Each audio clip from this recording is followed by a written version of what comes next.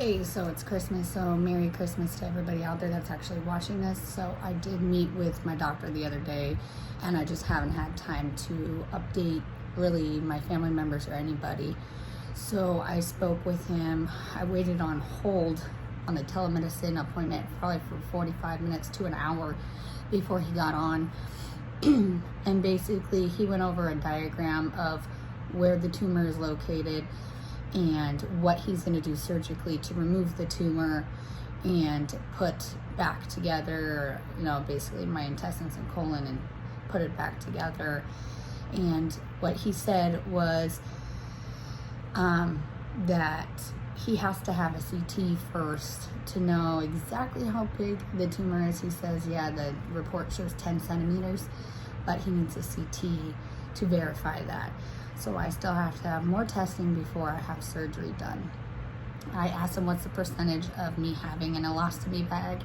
He said he's very confident that I will not need a permanent one because of where the tumor is. It's not too low near the rectum, it's higher up. So that actually gives it a better chance of not having a elastomy bag. There is a chance for a temporary one while I'm recovering, but it will be, taken off after a few weeks.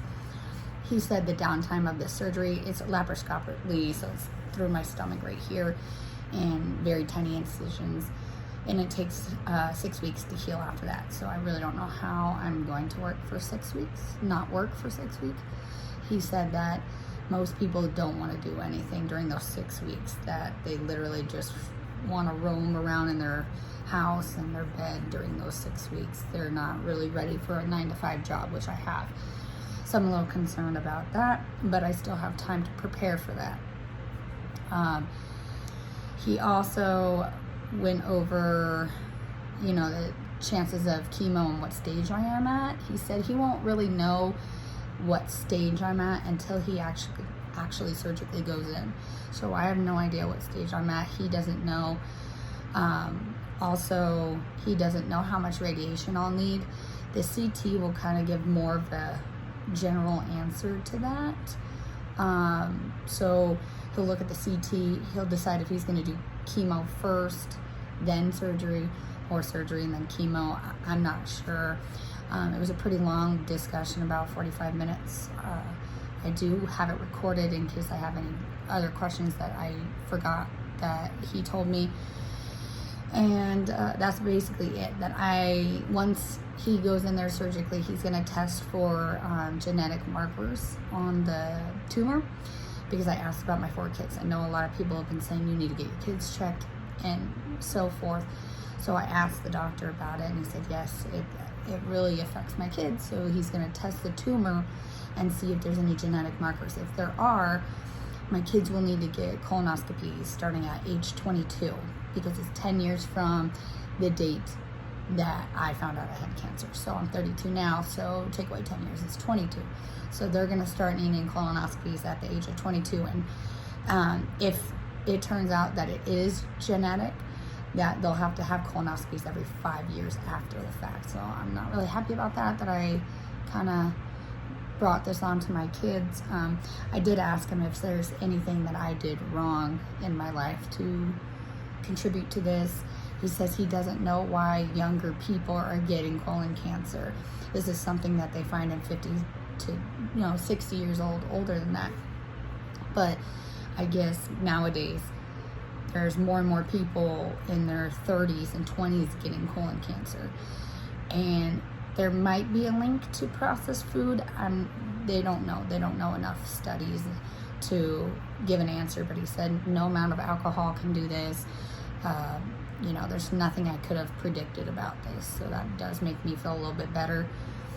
So as of right now, the next phase is to get the CT scan. When the CT scan comes back, he'll review it, see how big the tumor actually is.